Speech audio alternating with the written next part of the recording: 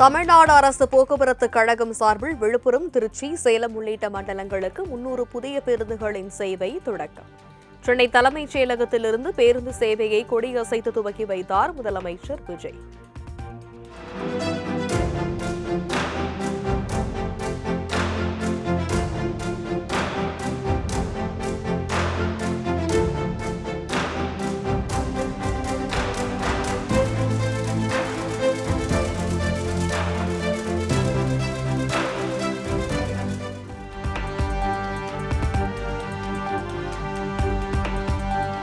புதிய பேருந்துகளை இயக்கும் ஓட்டுநர்கள் மற்றும் நடத்துனர்களுக்கு முதலமைச்சர் விஜய் கை கொடுத்து வாழ்த்து. சென்னை தலைமைச் செயலகத்திலிருந்து பெரம்பூர் செல்லும் பேருந்தில் டிக்கெட் எடுத்து பயணித்து முதலமைச்சர் உற்சாகம்.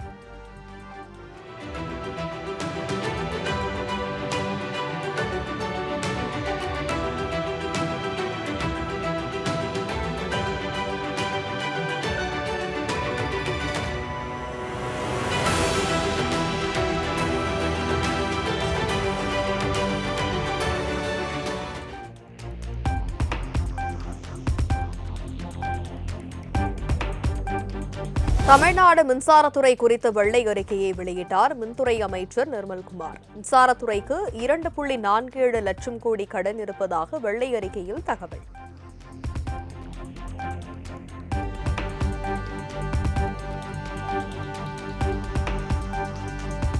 மின்சாரத்துறையில் 2021-26 காலகட்டத்தில் 34,447 கோடி ரூபாய் பற்றாக்குறை.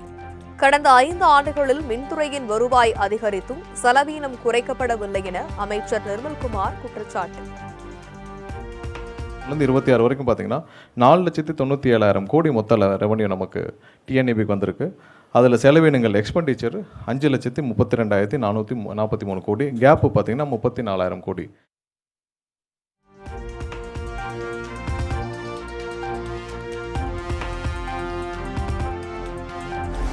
தமிழ்நாடு மின்துறையில் 65,000 ஊழியர்கள் பற்றாக்குறை இருப்பதாக அமைச்சர் நிர்மல்குமார் குற்றச்சாட்டு.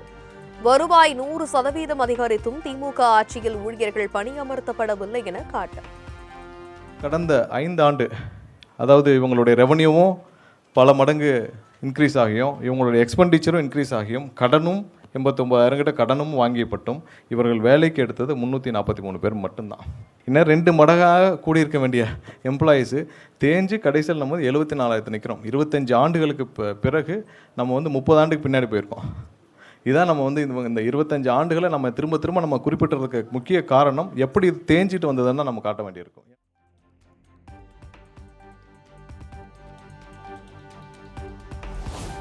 திமுக ஆட்சியில் இடைத்தரகர் மூலம் அதிக விலை கொடுத்து மின்சாரம் வாங்கப்பட்டதாக அமைச்சர் நிர்மல்குமார் சாடல். நேரடியாக மின்சாரம் கொள்முதல் செய்திருந்தால் பல ஆயிரம் கோடி மிச்சமாகியிருக்கும் என பேச்சு.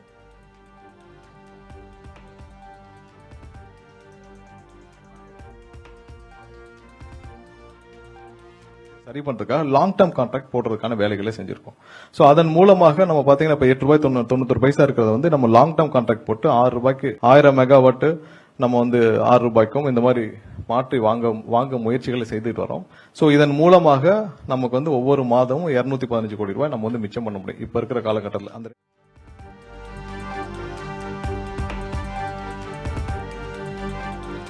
நடப்பாண்டில் மின்சார கட்டணம் உயர்த்தப்படாது என அமைச்சர் நிர்மல்குமார் உறுதி. பார்ட்டி ஃபண்ட் இல்லாமல் காலி பணியிடங்கள் நிரப்பப்படும் எனவும் பேச்சு. அரசு இந்த வருஷம் டேரிஃப் ஹைக் பண்ண போறது இது இந்த இன்க்ரீஸ் இருக்காது. அதற்கான அனௌன்ஸ் மட்டும் இப்பயே சேர்த்து சொல்லிடுறோம். ஸோ டேரிஃப் ஹைக் இருக்காது. பல ஆண்டுகளாக இவங்க யாரை சந்திச்சா நீங்க தேவையான பார்ட்டி ஃபண்ட் கொடுக்காம ஒரு டிரான்ஸ்ஃபரும் நடக்காது. அது உங்களுக்கு எல்லாருக்கும் தெரியும். பல வருடங்களாக பார்ட்டி ஃபண்ட் கொடுக்க முடியாமல் இருந்தவர்களுக்கு இனிமேல் பார்ட்டி ஃபண்ட் இல்லைன்னு சொல்லி நம்ம ஒரே நாளில் அந்த 3,440 பேருக்கும் டிரான்ஸ்ஃபர்ஸ் கொடுத்து முடிச்சிருக்கிறோம்.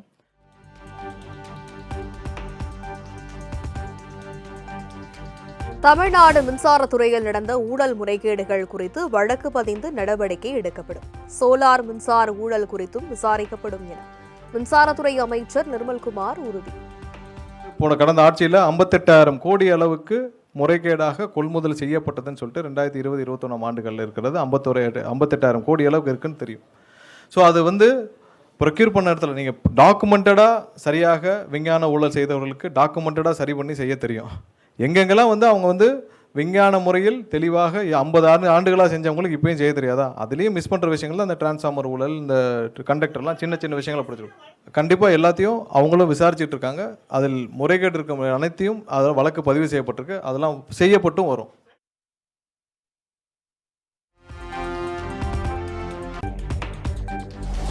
திமுக முன்னாள் அமைச்சர் ஏவா வேலு தொடர்புடைய 13 இடங்களில் லஞ்ச ஒழிப்புத்துறை சோதனை. சென்னையில் உள்ள இல்லத்தில் அதிகாரிகள் காலை 7 மணி முதல் சோதனை நடத்தி வருவதாக பரபரப்பு.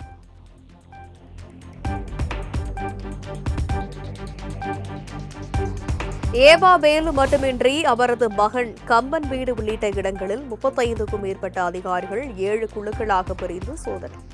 வருமானத்திற்கு அதிகமாக 26 லட்சம் ரூபாய் சொத்து சேர்த்தது தொடர்பாக குற்றம் சாட்டப்பட்ட வழக்கில் இருந்து விடுவித்த போதும் இன்று திடீர் ரெய்டு.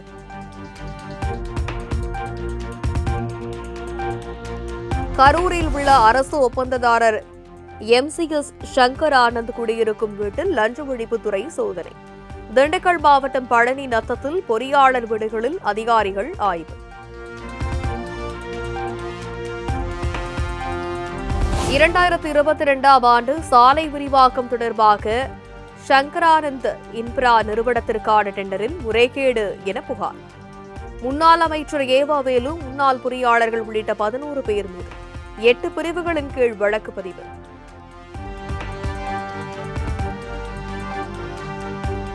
முன்னாள் அமைச்சர் ஏவா வேலுவுக்கு சொந்தமான இடங்களில் நடக்கும் லஞ்ச ஒழிப்புத்துறை சோதனைக்கு திமுக தலைவர் மு க ஸ்டாலின் கண்டனம். ஆளுங்கட்சியினரின் இந்த மிரட்டலுக்கெல்லாம் அஞ்சிடும் இயக்கம் அல்ல திமுக எனவும் எக்ஸ் பதிவு.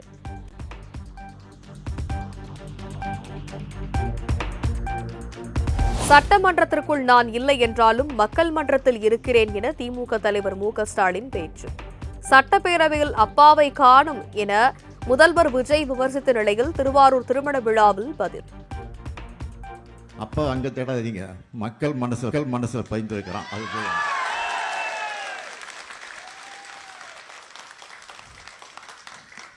நீங்க தேடுறது நான் இருக்க மாட்டேன். மக்கள் தேடுற இடத்துல நிச்சயமா நான் முதல் ஆளா நிற்பேன். சட்டமன்றத்தில் நான் இருந்தாலும் இல்லாவிட்டாலும் இன்னைக்கு நான் மக்கள் மன்றத்தில் இருக்கிறேன் என்பதை மாத்திரம் எனக்கு எடுத்து சொல்கிறேன்.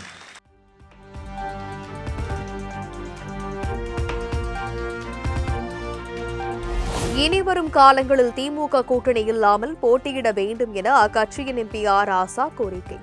ஒரு தேர்தல் தோல்வியை வைத்து ஒரு தலைவரை எடை போடுவீர்களா எனவும் மதிவாணன் இல்ல திருமண விழாவில் ஆவேசம்.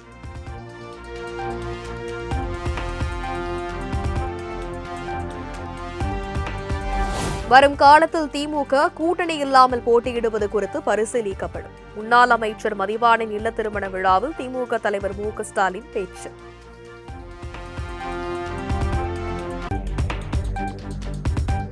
திமுக கூட்டணியே இல்லை என சொல்வதற்கு பே. சண்முகம் யார் என திமுக MP ராசா கேள்வி. 60 மேற்பட்ட இயக்கங்கள் கூட்டணியில் இருக்கும் நிலையில் அதிக பிரசங்கித்தனம் எதற்கு எனவும் காட்டம். நான் என்ன கேட்குறேன், இந்த அண்ணன் முத்தா சொன்ன மனுஷங்க உங்க பேர் தனிப்பட்ட முறையில் பெரிய மரியாதை உண்டு. எனக்கு ஒரு லாஜிக் புரியல. ஒரு கம்யூனிஸ்ட் கட்சியினுடைய தலைவர் இந்த கம்யூனிஸ்ட் கட்சி இன்னொரு கட்சி தலைவர் சொல்றாரு திமுக கூட்டணியே இல்லை, திமுக கூட்டணி இல்லை, நீங்க இல்லைன்னு சொல்றதுக்கு உரிமை இருக்கு. கூட்டணியே இல்லைன்னு சொல்றதுக்கு நீங்க என்ன கூட்டணி? உங்களுக்கு என்ன அதிகாரம் இருக்கு? எதுக்கு இந்த அதிக பிரசங்கணும்?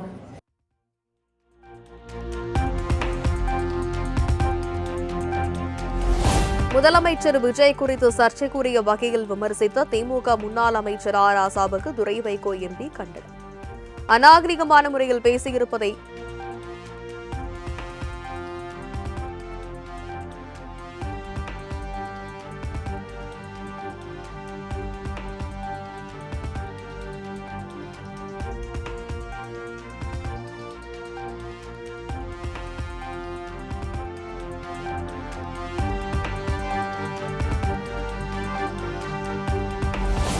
திமுகவுடன் பயணிப்பதா இல்லையா என்பது குறித்து 27ஆம் தேதியன்று அறிவிக்கப்படும் என மதிமுக பொதுச் செயலாளர் வைகோ அறிவிப்பு.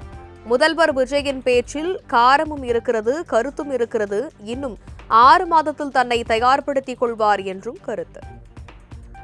வரப்போகிற தேர்தலில் நீங்கள் தொடர்ந்து திமுகவோட பயணமா இல்லை டிவிக்கோட பயணமா? 27ஆம் தேதி பிற்பகல் 4 மணி அளவில் உங்கள் எல்லோருக்கும் தெரிவிக்கப்படும்.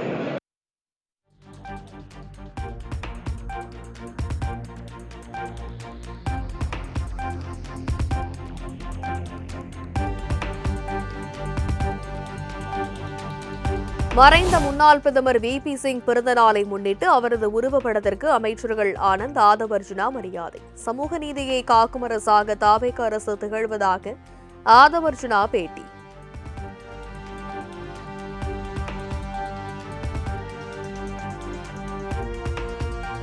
தாவேக அரசு மக்களை வாழ வைக்கும் அரசா, வாய்தா வாங்கும் அரசா?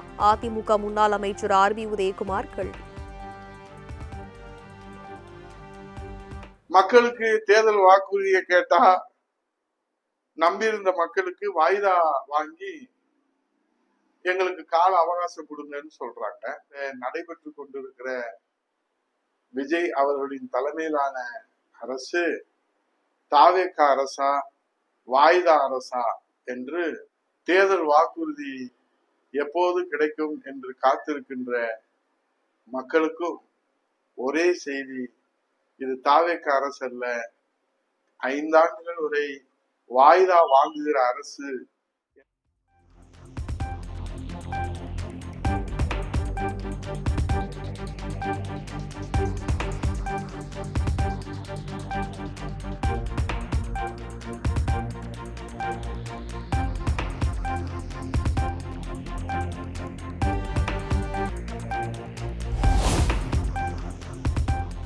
மயிலாடுதுறை மாவட்டம் தரங்கம்பாடி டேனிஷ் கோட்டை கடற்கரையில் சூரிய உதயத்தை காண குவிந்த சுற்றுலா பயணிகள்.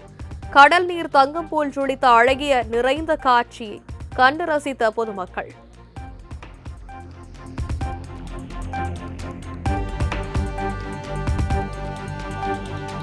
செங்கல்பட்டு மாவட்ட ஆட்சியர் அலுவலகத்தில் நடந்த விவசாய நல கூட்டத்தில் திடீர் மின்வெட்டு. 15 நிமிடத்திற்கும் மேலாக மின்சாரம் தடைப்பட்ட நிலையில் இருளில் அமர்ந்தவாறே அதிகாரிகள் ஆலோசனை.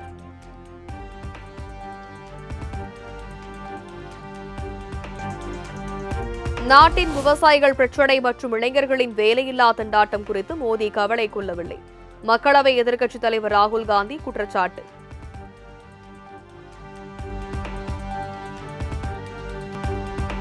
பிரான்ஸ், இங்கிலாந்து, ஸ்பெயின், இத்தாலி நாடுகளின் வரிசையில் இணைந்தது ஐரோப்பா. பகல் நேரத்தில் சுமார் 104 ஃபாரன்ஹீட் வெப்பம் மற்றும் அதீத வெப்ப அலை காரணமாக மக்களின் இயல்பு வாழ்க்கை பாதிப்பு.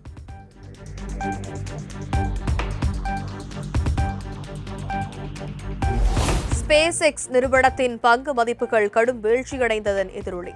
தமது ட்ரில்லியனர் என்ற அந்தஸ்தை இழந்தார் உலகின் பெரும் பணக்காரரான எலான் மஸ்க்.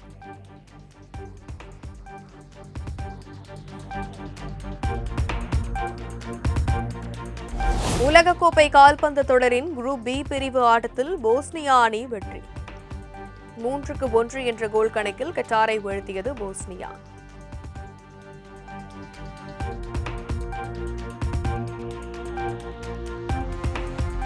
வான்கோவரில் நடைபெற்ற கால்பந்து போட்டியில் 2-1 என்ற கோல் கணக்கில் கனடாவை வீழ்த்தி சுவிட்சர்லாந்து வெற்றி.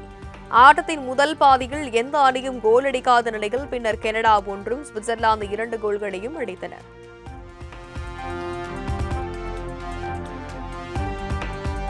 குரேஷியாவுக்கு எதிரான போட்டியில் தோல்வியுற்றதால் கால்பந்து உலகக் கோப்பையில் இருந்து வெளியேறியது பனாமா அணி. 48 அணிகள் பங்கேற்றுள்ள கால்பந்து தொடரில் இருந்து துருக்கி, ஹைதி, துனிசியா, ஜோர்டன் நாடுகளின் வரிசையில் இணைந்தது பனாமா.